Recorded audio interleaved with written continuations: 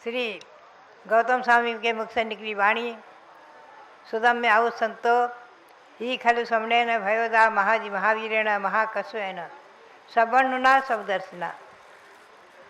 हे आयुष्मंतो, मैंने सुना है, भगवान महावीर के मुख से मैंने सुना है, जो कि भगवान महावीर सर्वज्ञ हैं, सर्वदर्शी हैं, और तत्काल में इस भरत क्षेत्र में यहाँ पर विहार कर रहे हैं और अनंत जीवों को, असंख्य जीवों को संबोधित कर रहे हैं।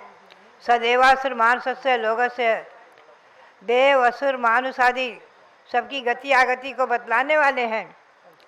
सभी की गति आगति, बंध मोक्ष, रिद्धि सिद्धि आदि को, चवन उपाद आदि को सबको बतलाने वाले हैं। यानी सारे विश्व के जीवों के लिए जिनकी वाणी 718 भाषाओं में खिलती है, और जो 718 भाषाओं में भारी गिरते हुए सर्वभाषा में परिणत हो जाती है, ऐसे भगवान महावीर, उनके समोसरण में बैठ करके श्री गौतम स्वामी के मुख से जो वाणी निकली है, वो वाणी आज हमें और आपको उपलब्ध है।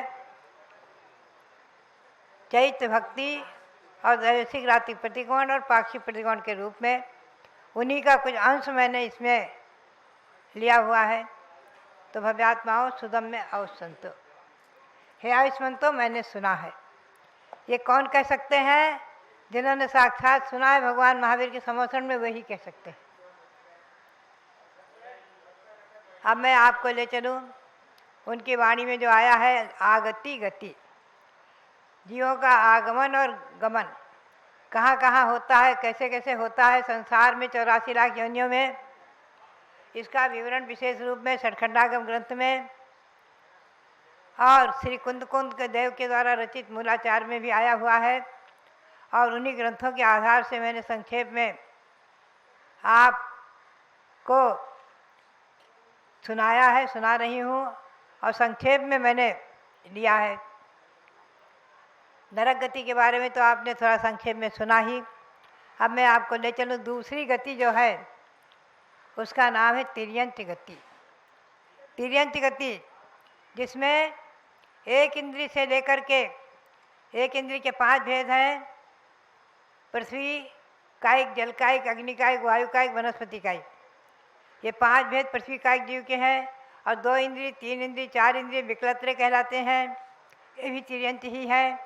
और पंचेंद्री में सैनी असैनी 2 प्रकार के तिर्यंत हैं। तो ऐसे तिर्यंतों के जो भेद हैं, अनेक प्रकार के भेद, उन भेदों में से हम आपको ले चलेंगे। सबसे पहले हम देखते हैं विकलत्र, यानी 2 इंद्री, 3 इंद्री और 4 इंद्री जीव कहाँ कहाँ जा सकते हैं।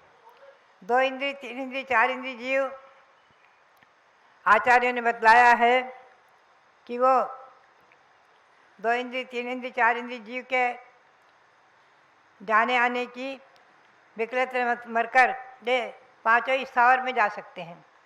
अर्थात पृथ्वी, जल, अग्नि, वायु, वनस्पति कुछ भी हो सकते हैं, और विकलत्र में भी जा सकते हैं। 2 इंद्री, 3 इंद्री, 4 इंद्री भी हो सकते हैं।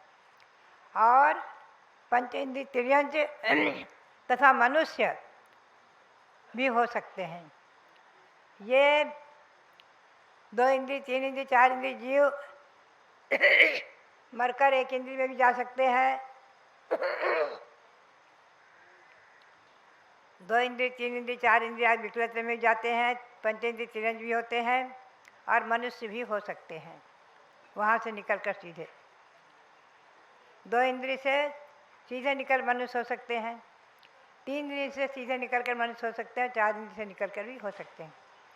और जाने की और आने की गति भी इसी प्रकार से है कि इन्हीं में जाते हैं विकलत्र। 5 स्थावर कायिक हो सकते हैं, वापस विकलत्र 2 इंद्री, 3 इंद्री, 4 इंद्री हो सकते हैं, पंचेंद्री तिर्यंत हो सकते हैं, मनुष्य हो सकते हैं। यानी ये 2 इंद्री, 3 इंद्री, 4 इंद्री जीव मर कर के न तो नरक जा सकते हैं और न देवगति को प्राप्त हो सकते हैं। 2 गति इनके लिए नहीं हो सकती है। न तो ये विकलत्र है, 2 इंद्रिय जीव, 3 इंद्रिय जीव अथवा 4 इंद्रिय जीव ये मर कर के देव नहीं हो सकते और मर कर के नरक में भी नहीं जा सकते। और न नरक से आकर कोई 2 इंद्रिय 3 इंद्रिय 4 इंद्रिय होते हैं और न देव गति से मर कर के 2 इंद्रिय 3 इंद्रिय 4 इंद्रिय जीव नहीं हो सकते। देव से मर कर के कदाचित 1 इंद्रिय हो सकते हैं, आप ध्यान में रखें, लेकिन 2 इंद्रिय 3 इंद्रिय 4 इंद्रिय जीव पिकलत्र नहीं हो सकते। ये व्यवस्था श्री भगवान महावीर ने था, ऋषभ देव ने था, किसी तीर्थंकर भगवंतों ने बनाई नहीं है, आप ध्यान रखें, बताई है, वर्णन किया है, उनकी वाणी से निकला है।